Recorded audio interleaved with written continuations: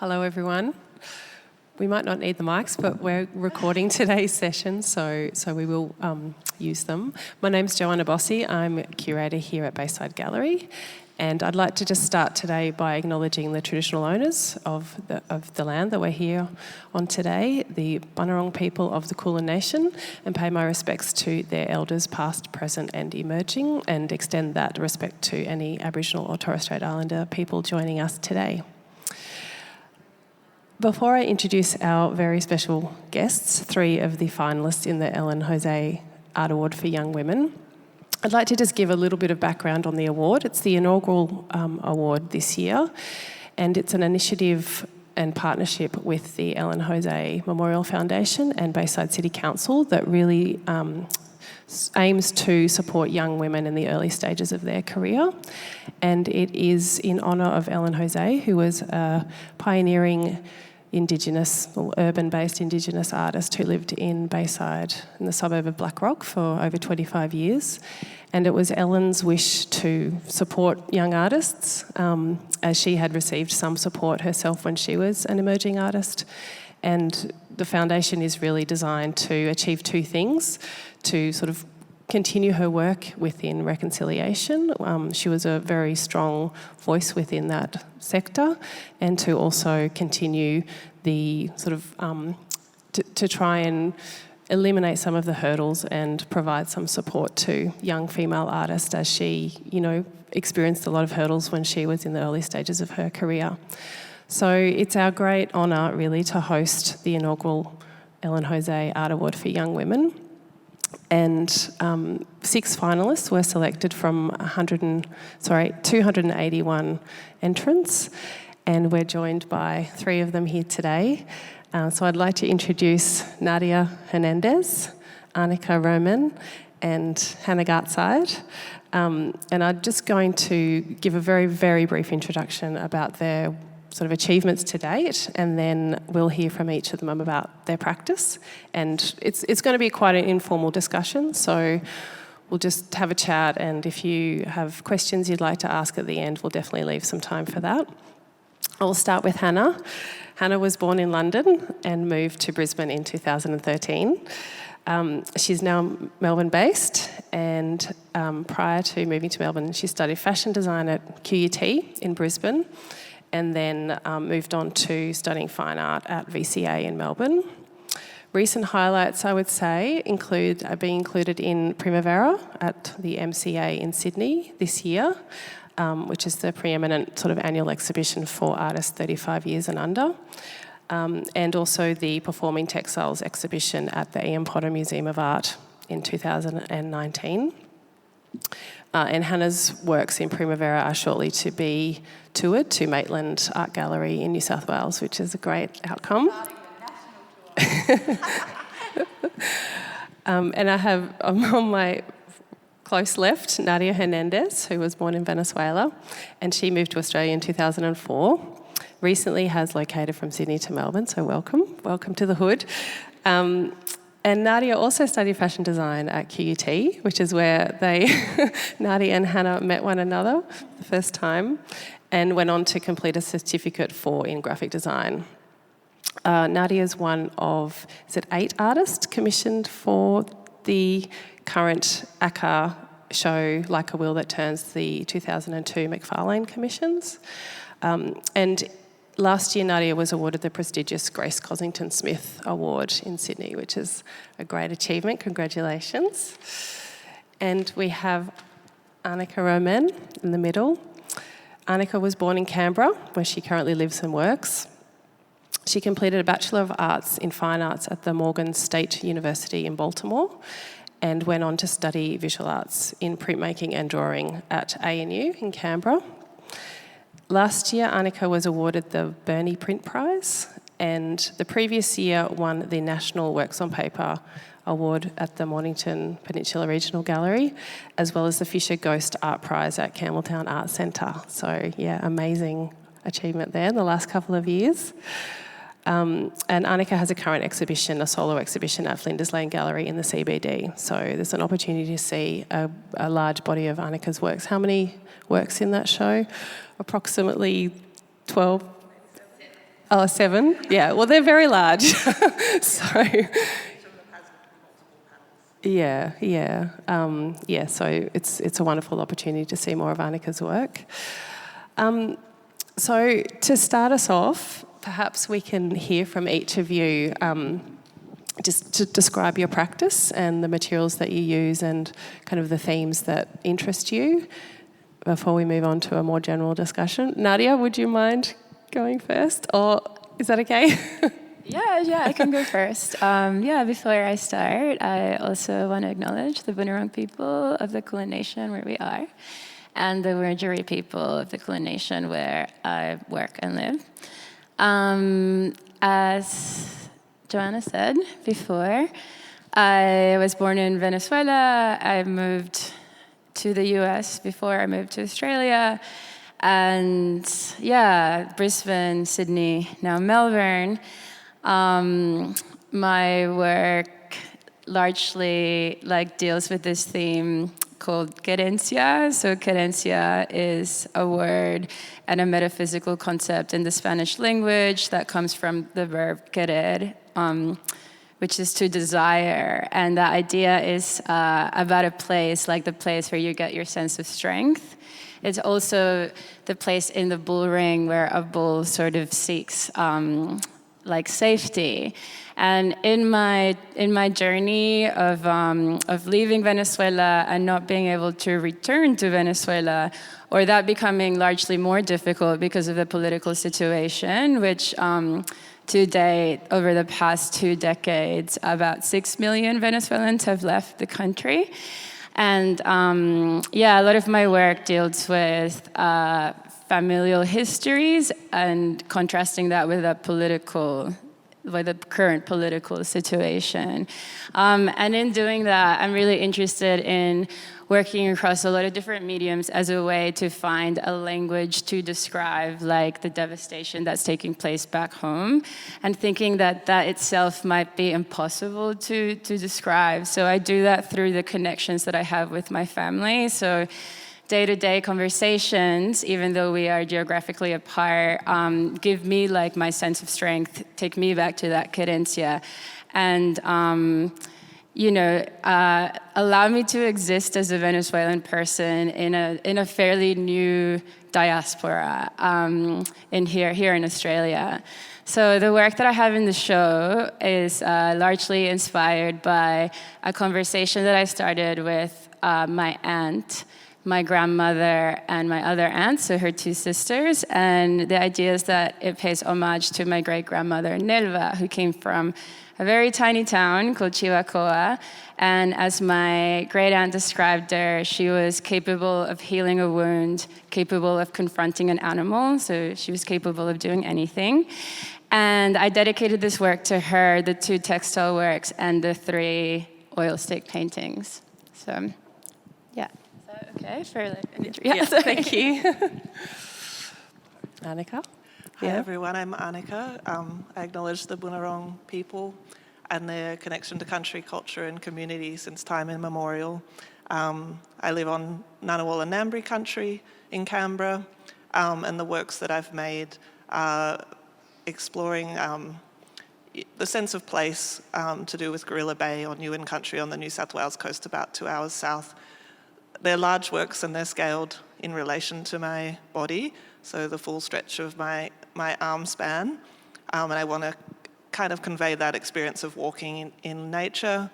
I love what Nadia was talking about in terms of the places that we draw strength from, and for me, that's definitely being on the threshold of rock and water, and the sense of that the landscape gives you a sense of time that exceeds your own existence is an idea that has kind of fed into the title of the series, which is Endurance. They've certainly also taken a lot of time and endurance in terms of making them, with the sort of slow building up of marks of my finger, so touching directly onto a printing plate that's been coated with fluid washes of watercolour, and then adding sort of with a brush further layers of making the pigment thicker and eventually transferring it to paper through a printing press. So it's kind of a flexible technique I've been working with over the last few years that's somewhere in between painting and printmaking. So I chose to respond to Gorilla Bay as for quite sort of personal reasons, that I'd spent the last summer of my mother's life there with my family. So I used blue to give that sense of memory and distance, thinking of the beauty of blue in the sky, in the sea, but the colour that you can't touch, or the colour on the horizon. But yeah, I hope it has that sort of, the universal experience as well of being at that, at that threshold zone and feeling alive. I just was down at the Brighton beach this morning, so, being able to feel the breeze and get immersed in those places, it's really special. It's beautiful. Hi, everybody. My name is Hannah Gartside. I live on Wurundjeri country in Brunswick East, and I'd also like to acknowledge that here we are today on Boon Wurrung country. It's lovely to be here with you all. So, as Joanna said, after studying fashion design, where Nadia and I crossed over for a couple of years, I moved into costume making, and that really informs a lot of what I do today. I'm just obsessed with working with bodies, with cloth, with somehow telling stories that intersect between those two. And usually it's something to do with women or my experience living as a kind of, cis woman here today. So, this work is quite particular in that it kind of uses leather and velvet, but in general, always what I do is I start with material, and I kind of find these stories and these nuances in the cloth, and then I work to bring them out.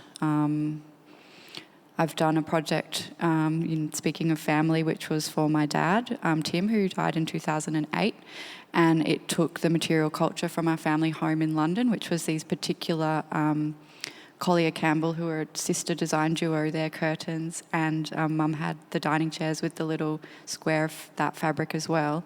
So I kind of re-brought them back into the gallery, and then I made a curtain and a chair to meet them.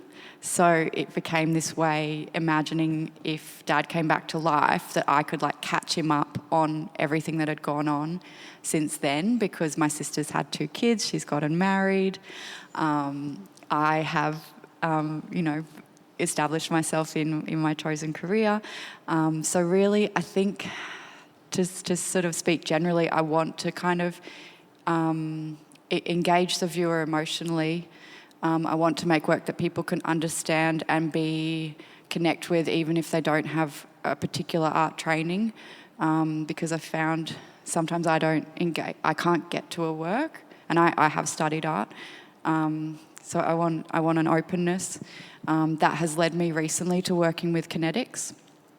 There's something about movement, and particularly then putting that into cloth, that it just turns me on so much. It's a way of, I think that costume design is really underrated in the way that it conveys character, mood, tone, emotion.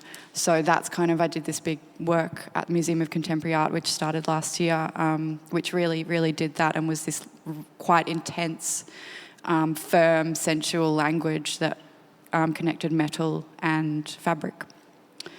And then I've kind of continued that here in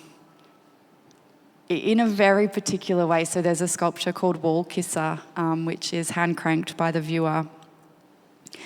And it really very playfully allows you to leave an imprint from the leather on the wall, and kind of has this as it goes around in these kind of leather and velvet, and the velvet comes from old 1930s, 1960s dresses, and they were left over from another sculpture called Artemisia, which was at the MCA.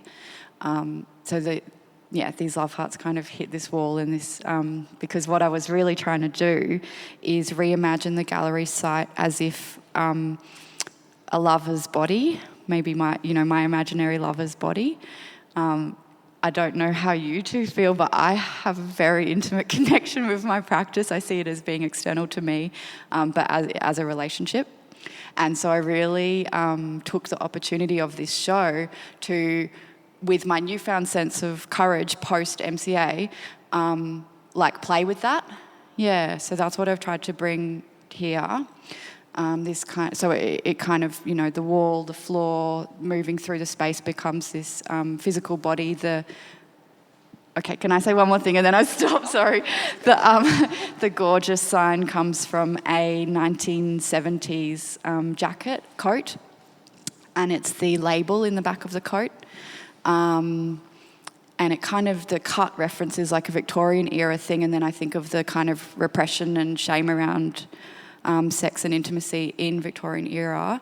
But then also I took that and I put it on the wall as if the wall is the neck. But then also it becomes this place name, as in like I live in Brunswick and there's just a million of those names on the sides of old houses. So then it becomes the place name for this kind of gorgeous land that I've tried to make. So that's all I'll share for now. Sorry, I got really excited. Especially with the gate and the light, it definitely captures that sense of place, I think. Oh, thank you. And the invitation to walk through the gate and have the encounter. Yeah, the choice. But the relational aspect that is so clearly sort of evident in what you're saying, I think, I see that also in Annika and Nadia's work too. And, of course, a practice is a form of communication that goes outwards, but I'm also really interested in this idea that it's a form of communication that is in the loop. So you work through ideas and you work through desires and longing and all of those emotional states through your practice. Perhaps you could both also talk about that if that makes sense to you. Yeah. I guess so. In terms of art being that way of communicating what goes beyond words, and in terms of working through emotions in your private, peaceful, place of your studio, maybe more of a best friend or something than a lover in terms of the kind of like constancy or the daily practice, and to some extent like the discipline and patience that you need to build to kind of connect from when you're really in it and in the sort of flow state, to the times when you just have an idea that you're kind of pushing towards and need to keep making. But yeah, certainly it's been powerful in terms of thinking about the emotional and kind of like lived experience layers that end up being attached to landscape and to place for myself, and then when other people look at the work and they start to share their own stories and things that are important to them, as it goes off and has its own life. And do you, the labour-intensive nature of working, does it create a meditative sort of space for you where you can reflect on that time you spent in the landscape and, kind of sit with those emotions in a way that you're sort of held by your practice? Does that, do you relate to that idea? Yeah, definitely it's a meditative space, and I think like time being invested into the work is a way of honouring and putting value into that piece of paper as well.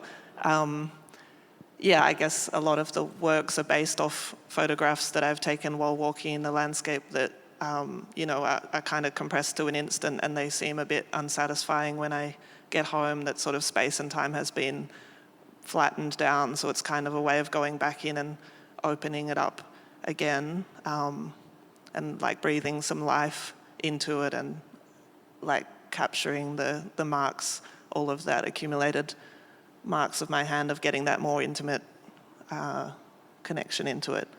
Yeah, I do feel there's a real sort of vitality to the work that I think is caused by the hand, the marks of the fingers, but also just the time invested and the repetitiveness of the mark making. There's a real sort of intense vitality that's quite distinctive.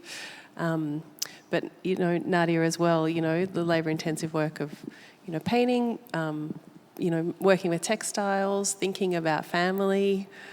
Yeah, I feel like with that relationship, like you were talking about before, your practice is like you have the relationships, like you're like a lover of something of some sort. I think for me, it's like the place where it's like the place where I go to try to understand sort of all of this like loss or this void created by distance. And it's also a place of celebration, so it's often, it's about finding that balance in the studio, being like, you know, trying to bring that joy, but also acknowledge like the just the sadness that goes hand in hand with it. But it's also like an invitation for a lot of people that are physically far away to kind of be a part of the conversation. And I think for me, it's kind of like the place where all my family meets, and even my ancestors, like the people that are not with me anymore. It's where their stories kind of come through as well, through that passing down of knowledge from like my mom and my grandma and my grandpa. So it's definitely, it kind of feels, even though it's just me in the studio, it kind of feels like there's a lot of people around me. Yeah. Yeah, it's a nice, comforting and nurturing space to kind of work in. And I might just ask each of you as well, like, when was that moment when you knew you needed to create, to become an artist? Was it, you know, a very long time ago? I mean, you've all studied, obviously, but when did the language of making sort of present itself to you as a necessary thing in your life? Can I go first? So my grandma taught me to sew when we moved to Australia when I was 7, and I used to sew on her Singer, and we would do fashion parades in her tiny hallway of her tiny granny flat attached to our Queenslander. And we would have these outfits and then wear her jewellery and lipstick. So there was that. And then I had a workroom on the front veranda from when I was about 12. My parents never told me I was talented, but they like gave me a sewing machine and stuff, so it was fine. And that was great. But then it absolutely took years, I reckon, until that's why I had to do a whole nother BFA in sculpture, because I just didn't have that faith. I knew I had something, but I couldn't. I didn't have the courage or confidence to hold myself as an artist. So it took going back to university. I also saw a psychic when I was 25, 24, and she said, "Hannah, you just have to understand that you're an artist and that is how you have to live." That's amazing. And it was such a relief because I knew something was going on. Someone said the same thing to me once. Like, I mean, also as a child, like, I made a lot of things with my grandparents. It was a very creative environment. One time I caught a bunch of like crickets and was like going to start this cricket circus, and that failed like miserably. But yeah, it was also somebody. I went on a journey. I went traveling like many years ago, and it was somebody who I really admired that was like, "You're an artist," and I was like, thank you. Like, I just needed someone else to validate me. It's so bad. Totally. Yeah. Yeah, I guess always I've loved drawing and had a number of, particularly like my grandmother's like creative strands in the family. And I guess drawing is still very like the foundation of my practice. But it was really like I was involved in trying lots of different things and lots of sport when I was growing up. So it was really in kind of year 11 and 12, like the senior high school, that I got the chance to focus a bit more on art. And when I kind of like was sent off just to go, and our teacher told us to go and find an exhibition and write about it, and I came across Jörg Schmeiser's prints from his Antarctic fellowship, which if you have a look at his work, you can probably see the influence still, like not just in terms of inspiring me to study printmaking, but the exciting idea that an artist could like go to the ends of the earth and respond to it. And yeah, that was an important moment that made me want to try to make a life out of art. And luckily my parents were really supportive, and they said, yeah, as long as you go to university, you can study whatever you like. Yeah. So. And did that sort of give you the direction of the sort of the printmaking, seeing those early prints and thinking, you know, that's the medium that you want to work in?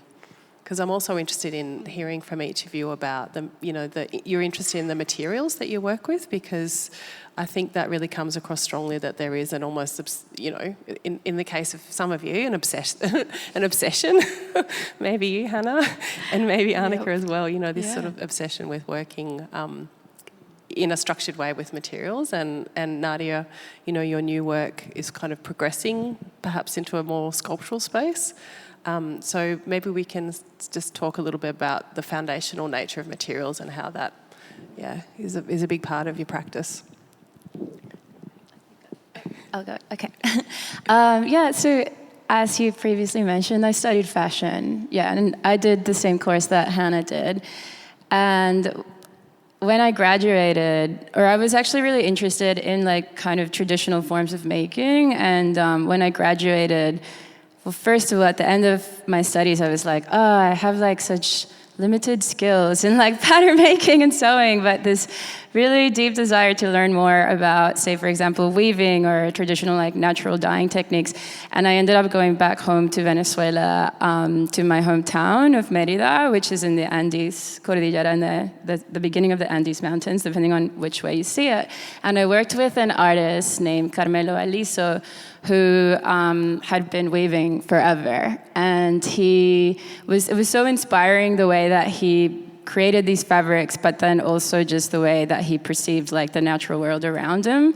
And that inspired like my earlier works. I think though now, like my practice is so varied in terms of the mediums that I use. And I think I see language as a medium, and text is probably the foundation of my practice as well. I used to write a lot of poetry when I was younger.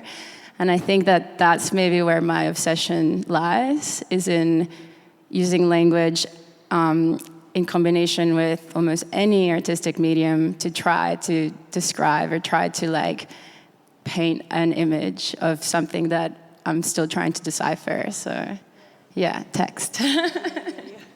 Yeah, so the sort of the textile and the fashion was just, I don't know, the beginning. Yeah, right? the beginning. And I think also all of the mediums that I work across, so whether it's textile, like the textiles in this exhibition are on canvas, and right now I'm really interested in this idea of what is a painting essentially, like what is this idea of expanded painting. And I think of these works, even though they're quite sculptural, as a painting.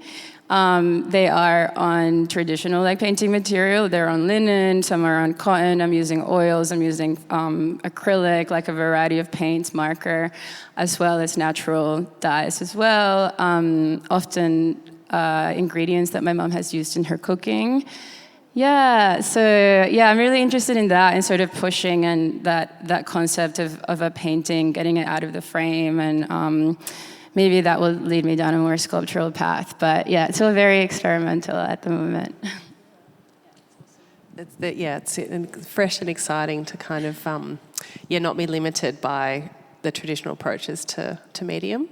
Yeah, and I think the language too, as that structure to work within, is obviously an enduring. An enduring theme as well in the work. Yeah. I have a story. When I did my first honours in 2010, it was a year of reckoning with grief of losing Dad, and I made these kind of doll teddy bears out of his business shirts and ties. And I remember finding one of his hairs on one of the shirts and just being like the floor sort of opened up beneath me. If you've lost someone close to you, you'll understand. But what it did, not in a cognitive way, but not in an intellectual way, but emotionally, I realised the potency in fabric, in cloth, particularly in worn items, in items that have been close to our bodies. in terms of memory, in terms of, curtains and material furnishings, the way they can take you back immediately to a time and place. So I think it was really not until around then that I got the strong impression that there was so much potency there, and the things that I was reading, they kind of spoke to this idea of memory in cloth, which is a physical memory. It's about the wrinkles, the stains, the smells, the way that a body is still held in a garment. So they become these kind of like ghost spectres as well. And then I can use that and re-transform that in the work. Also, I want things that have lived before I come to them, because I think of all my materials as having their own sentience and their own even agency. So there's a way that there's a physicality to things, the weight, the luster, everything about them, and I just want to be with that in this quite sensitive and gentle way. Yeah, so don't know, like, it's just wild. I just think it's so rich for me. And, I remember in high school seeing Christian Boltanski's work with found garments, major rooms filled with them, really intense work. And then obviously Louise Bourgeois.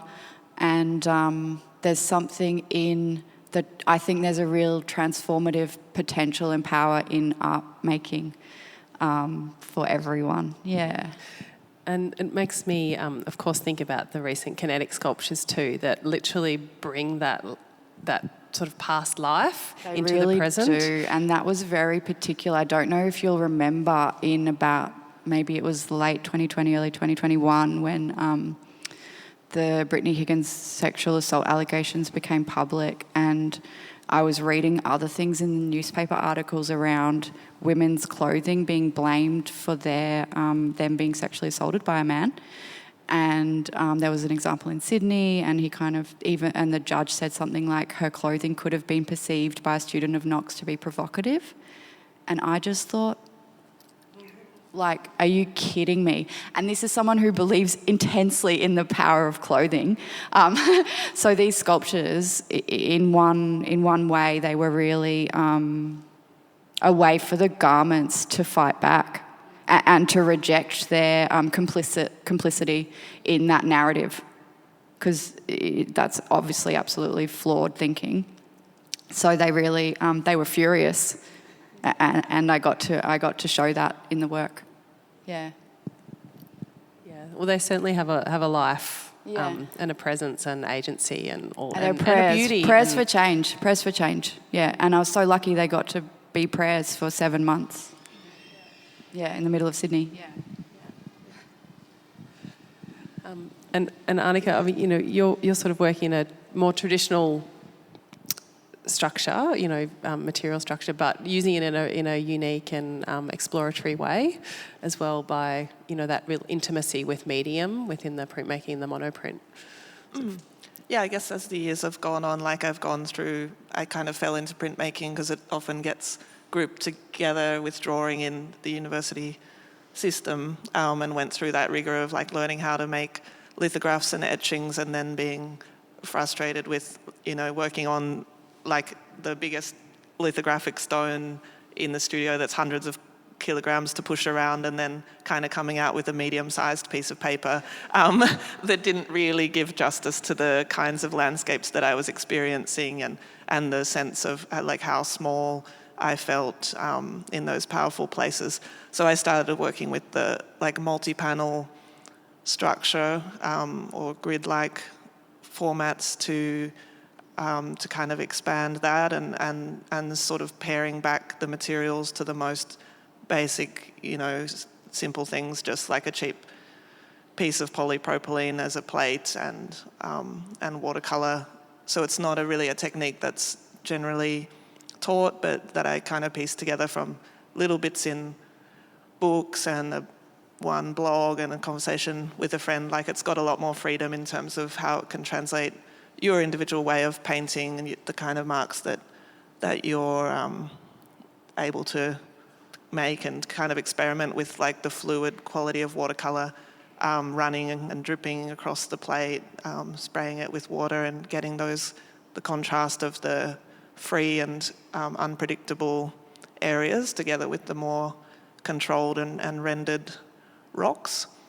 Yeah, and I think I've really liked working with this multi-panel technique as well, because it kind of enables me to give equal attention to each aspect. Like if you were working on it all at once, you would tend to have like a focal point and maybe put more detail in that area and kind of like not worry about the little rock down in the corner. But it's like you're really going across and giving the same amount of care and attention to every area.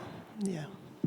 I'm really interested by what you just said about feeling small in the important space of the print studio, and then also that you're giving attention to every element of your landscape through making of the work. So I think each of you is actually bringing something that's quite marginalised, whether it's the materiality or a culture or a medium, and kind of bringing it and doing with it the most that you possibly can, and really sort of pushing it.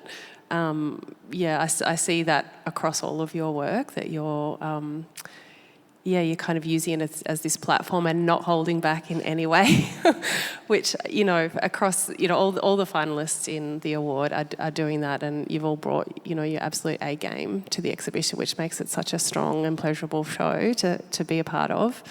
But do you feel that as a female artist, that's something that is kind of driving that desire to be louder, be, to sort of push your practice? Or do you feel it's just the time that we're living in, or perhaps sort of, reflect on that idea, whether there's any sort of specific motivation that's driving that ambition through the work?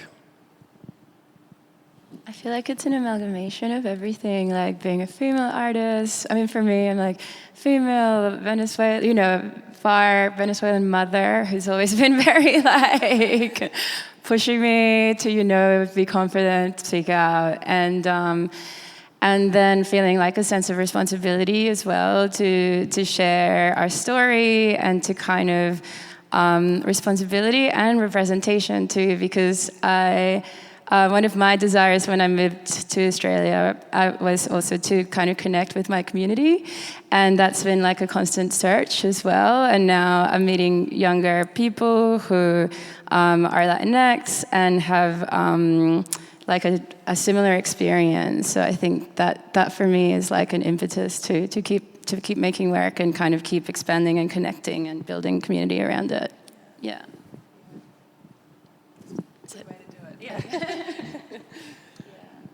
Yeah, I guess it's kind of self-motivated in that to keep my practice, interesting for me.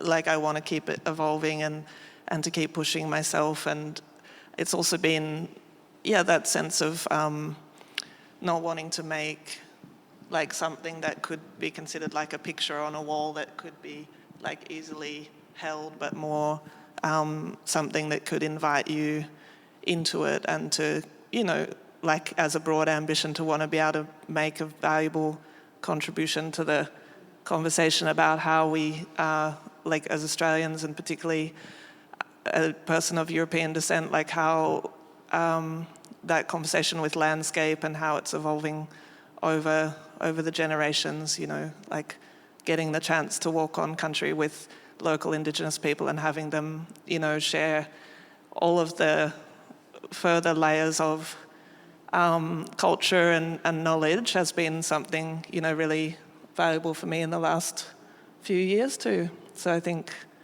that kind of pushes you to have that greater responsibility and think about, how your work is perceived and what it can contribute. And obviously the immersive nature of your work, you want to invoke that emotional engagement with land, and it is hard to imagine doing that, with a conventionally scaled artwork, it can be done, of course, but, there's no denying that your work makes you feel something, and I think that's, it's kind of a responsibility you feel from what you've said that you hold sort of as an Australian on Aboriginal land. So I find that really interesting aspect, of course, as well. Yeah. Such a difficult question. Sorry. I think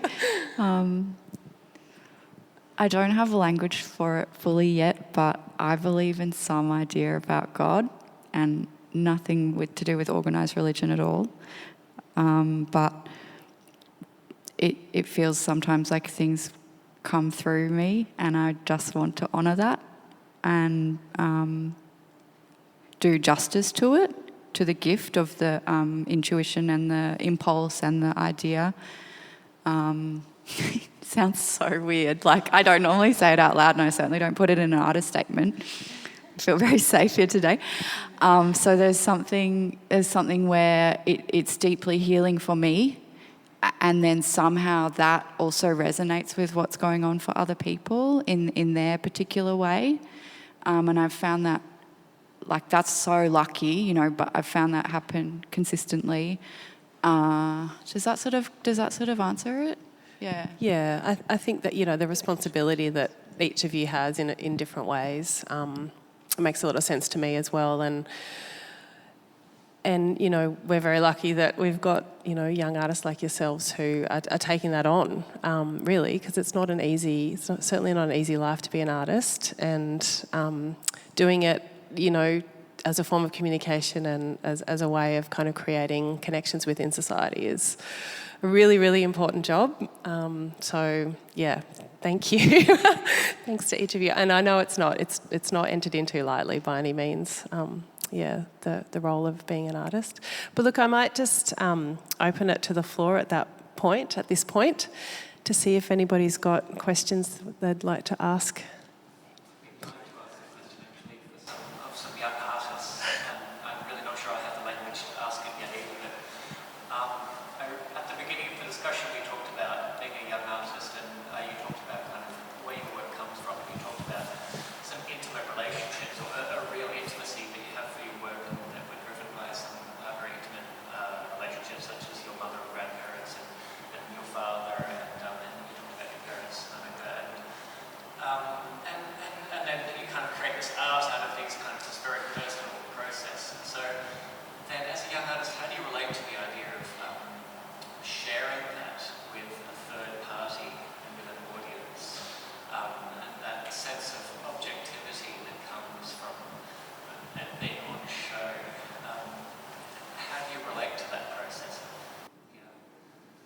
It's a really interesting question. I'm sort of picking up something about, are you wondering about the vulnerability of sharing, like, things that feel intimate, or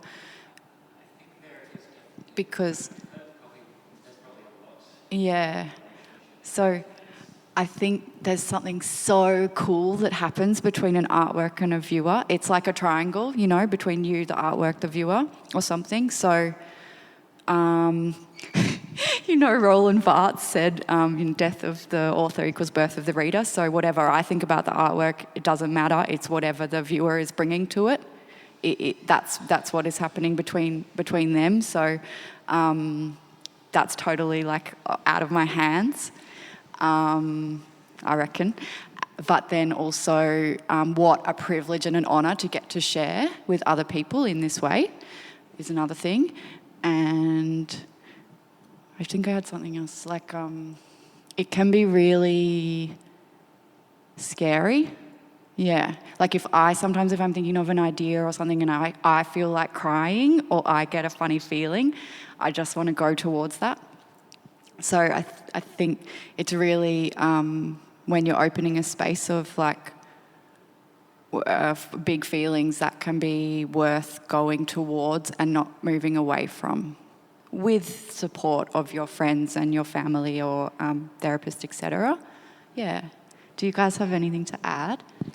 Oh yeah, I think probably the strongest works come from big feelings, but it's kind of like that, the intimacy that you have in the studio and I'm like very physically connected to the work. And then once it's finished, it's almost like hard to believe that I made it, because it kind of came together so gradually, like almost in spite of myself. It's like, yeah, now this big finished thing, and then especially once it's kind of framed and on the wall, it feels like I can sort of let it go a bit and open it up to what each viewer brings to it, and some of those meanings that for me are very much present won't be the first thing, that until I talk about it or tell the story of my connection with that place. Like that's okay. That maybe a lot of people have come to it and got the sense of memory or got the sense of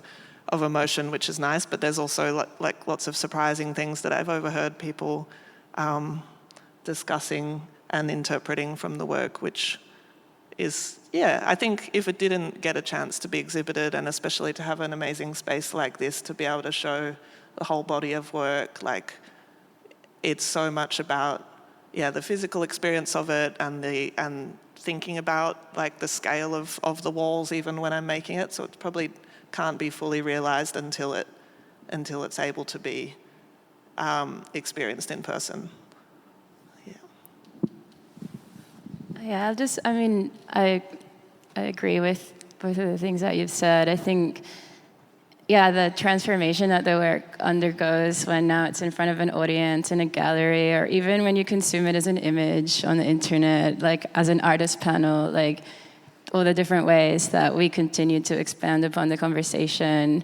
Sometimes I feel in disbelief, because I feel like when I'm in the studio, I'm almost like so intently remembering and trying to do something with these memories. Channeling. Channeling. This channeling where when the work actually takes its form, I almost feel like, oh, how did that happen? I agree. don't know. Do you know what I mean? I 100% it feels like agree. It's weird. It's surreal. It's like ghostly. It's superhuman. So I have this weird distance when I then go into the exhibition and see all the work, because I feel so like in disbelief of the fact that it's in existence. So, definitely getting to continue that process of sharing and seeing kind of like what other people bring into it and how and what it means to them.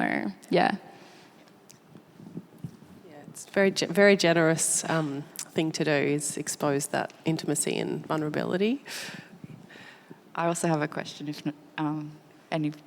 Yeah, so I wanted to touch on what you said, Annika, because I'm really into it, about putting time into a material or a paper or fabric. What happens when you put concentrated time into an object or an artwork, because you kind of said that it invests it with a value or something. And I wondered if you two had any kind of thoughts about that, because I have a few, and one of my main ones, is that people can feel what you've put in, and they can feel sometimes if I'm sewing and I think of something really annoying, like maybe, something that someone annoying did, like the thread will knot or something, and I'll just have to have to calm it down again. So it's like it all goes in. And I wondered if you have that experience, and if you think, and then what that means is that if I'm putting devoted attention and care, that is something that people on a very subtle body level can pick up. Yeah, I wondered if you two think about it like that and that stuff. Yeah, I think definitely that sense of devotion or dedication, and being able to pour yourself into the work, whether it's kind of like mentally and physically. And the works in this exhibition, they took between a month to 3 months each to make, so that's sort of definitely that labor of love going in there. So it's both the time, and then even the pigment that I was using, this ultramarine blue, has always been, well, not always, but in terms of Western history, the lapis lazuli being traded across to Europe and being more valuable than gold in the Renaissance. It's always had kind of association with preciousness and value. So yeah, I guess in terms of personally, it's like that, devotion to my mum, to my family, and to the natural environment that sort of I want to embody through that. Sometimes like quite strenuous process of making the work.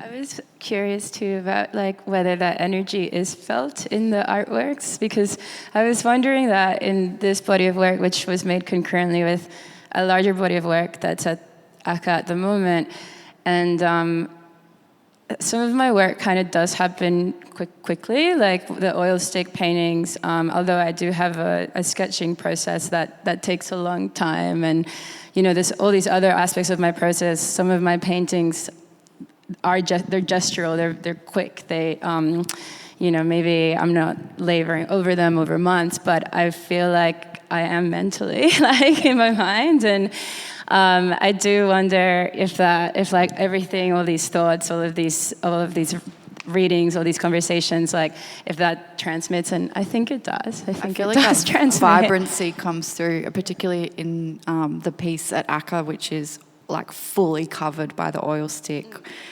It's kind of all these different bright colours, and it feels like a dance or something, like a really frenetic, and I think it makes sense that they physically, the action is quick because they have that like brightness and positivity energy, to them, Yeah, definitely. I think because with my work, it's sort of about encouraging people to have the slow down and contemplate, but yours, I get that sense, like there's energy that still comes across, and the celebration, and like, a kind of playfulness that I can see with the application of the oil stick in this really satisfying tactile kind of way, like sensory. You can smell the oil stick coming off it, and you can kind of see how thickly it's built up.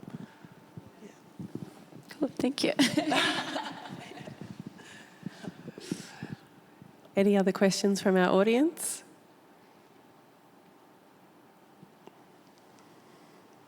Come on, it's a great opportunity.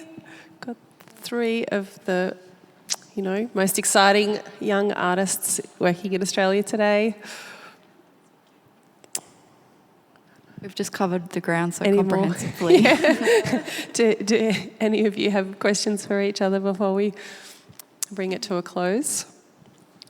I guess I'm pretty, like being a drawer, kind of interested in the importance of that to your practices as well, because I saw like all of your sketches and the reference kind of research that you were doing walking around Brunswick and having to kind of even plan out these big sculptures before working with fabricators, and how is drawing important to how you think through your ideas? I love drawing. I just love it. And I've got these incredible Prismacolor pencils. If you like drawing, you should absolutely get some. They're really buttery. I like to draw things over and over. And I, in terms of working with a fabricator, I have one person who I trust, and he does everything. And I don't even give him renders. I give him pencil drawings with measurements. And then we talk about the thickness of the steel or whatever in person. So I'm very lucky to be able to work in that way with him. And normally he makes, really practical things. So I think he thinks it's kind of fun too. The gate actually was really fun because that was a new way of working. And what I did was I mapped out the size on one of my walls, and then I put on this really big tracing paper that I have, and I just drew it freehand, the shapes on the tracing paper. And I never, I guess with pattern drafting, you kind of start with a block, which is maybe, a torso shape or something, or I start with a rectangle, or I'm working with a garment, so it already has a shape. So there's these edges, but this was really it was just really lovely and freeing to kind of build up the pattern that I wanted just on the wall. And then all I did was put them on the table and trace them onto the cloth. So it feels like there's gonna be some more potential there. I haven't got it as refined as I want it. unfortunately, but I can live with it. But yeah. It's great. It's like the body, like working in that bodily scale, which is like what you did to Annika. And drawing is also like very important in my practice. When I draw though, I just like, I should use the personal colors, but I just love drawing with one color, with marker. And I'm just usually listening to the stories, like all these voice notes that I've received, or in this body of work, it was voice notes from my grandma, from my aunt, them two in conversation, them two sending each other voice notes, and then them sending them back to me. And then some written words that I, like when I'm reading through them or when I'm listening to them, that's when I'm doing the sketches. So I'm just trying to to sort of grab at specific like symbols or thoughts, and then I redraw them. I kind of simplify them. It's like an act of like distilling something to its most simple form. Yeah. And Nadia, you were saying that you paste these up around the walls of your studio and then pull elements forward for the kind painting? of like cover all my studio walls with these drawings, so they're on like one color, and they're covering my whole studio. And I'll play music. Music's also really important to my environment, like my studio practice. And I just kind of try and immerse myself in that space, and then just look around almost like with a sense of disorientation, and like assemble the composition in like a very intuitive way. Yeah. The channeling, as exactly, as Hannah said, the channeling. Yeah. Respect it. Yeah. Indeed. All right, well, yes. Do you have any artists that have influenced your work? And would you mind sharing who they are? Oh, yeah. Oh, you go. Okay. Actually, can you go? Yeah. I'll answer, because it's really funny. I had a friend who's an academic just wrote a text, which is like a genealogy mapping my work. So I sent her like this mind map of all the artists that have influenced me. But there's so many. There's like from the Mexican muralists, so Alfaro Siqueiros and Diego Rivera, Frida Kahlo, like a lot of Latin American modernism. Tarsila do Amaral, Luchito Hurtado. My first memories of of what inspired my art making were like some folk art paintings in my grandparents' house by Venezuelan artists. So that was like what I grew up seeing. There's so many. Even more recently, Sister Corita Kent and Keith Haring. So artists who have had like very strong, recognizable graphic styles, but have married that style with a political impetus. And even, I don't know, I think within my more immediate community too, like people like Annika and Hannah, and other artists across dance like Amrita Hepi, and just a lot. I can just name names, but maybe that's not interesting. I'll let you go. You go. There's definitely, I'm constantly looking at art, obviously, like being inspired by my peers, as well as like working part-time at the National Gallery in Canberra, so I'm like surrounded by and like have an appreciation for a pretty broad range of mediums. I mentioned Jörg Schmeiser earlier was like really important early influence. I love the paintings of Mary Tonkin and the kind of immersive experience that she conveys, especially her commitment to working on plein air or in the landscape, and the way that she's delved for so many years into the sort of hyper local, like her parents' farm. So I guess over the years I've been moving from like traveling and being inspired by places overseas, but kind of now feeling like I want to go deeper into the local places, rather than feeling like a tourist. I think Raymond Arnold as well is an important Australian printmaker that moved to Tasmania from Melbourne, like during the Franklin River blockade and protests, and one of his works from the 1980s, like I love looking at it up close because it has it's the Frenchman's Cap, sort of like Southwest Tasmania, the image, and it's got all these scratches, like really getting the feeling of like very windswept and kind of rugged place. And then he's just scrolled down in the corner, the duality of movement and perfect immobility. So some of those like ideas that seemed really profound to me, but I got the chance to meet him in the last few years. He was really generous and was like, oh yeah, that was something I heard on the radio while I was like scratching on the plate. So, you know, just all like many ideas and little pieces of inspiration to take from particularly artists who are interested in the Australian like environment. Yeah. Early would be surrealists like Mary Oppenheimer and Dorothy Tanning in particular.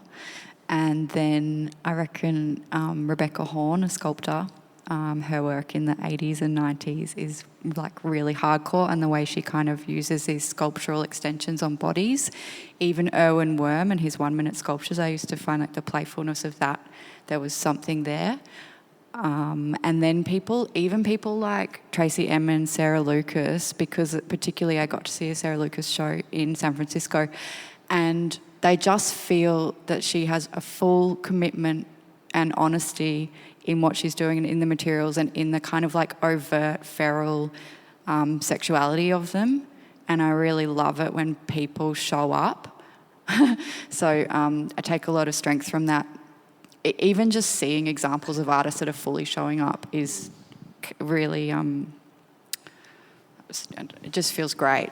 And then locally, Claire Lamb, I really like her work, who's a sculptor based here in Melbourne. And, and then just the last person I want to say is the artist Ellen José, whose work some of you would know, who uses like bottle tops or metal from tobacco cases or things like that that are like discarded, but then has a team of people working with him, and then they become these like as big as those curtains or bigger, and they just so far exceed their base material and their context, but in a way that, you know, the context is still very present. I think they're really powerful objects, and usually they're gold or they've got these reds and blues, so they're quite like kingly almost, yeah.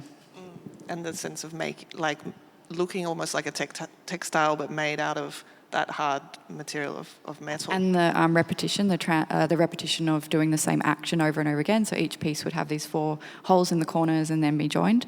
And also the last people I want to say is Rosalie Gascoigne and Lorraine Connolly-Northey. And they had the show at NGVA recently. And the works are just so good.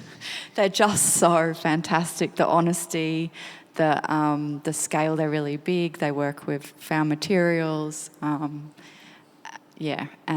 Marie Clark as well, another Aboriginal artist who does these fantastic river reed necklaces and also works with blown glass. We're so lucky, like in Australia. Joanna Scarce. Judy Watson.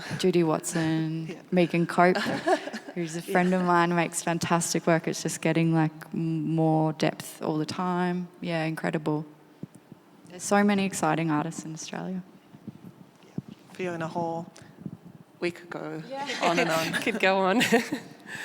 Well, look, I will bring it to a close now, and please join me in thanking our 3 artists, Nadia, Annika and Hannah. Thank you so much for your generosity.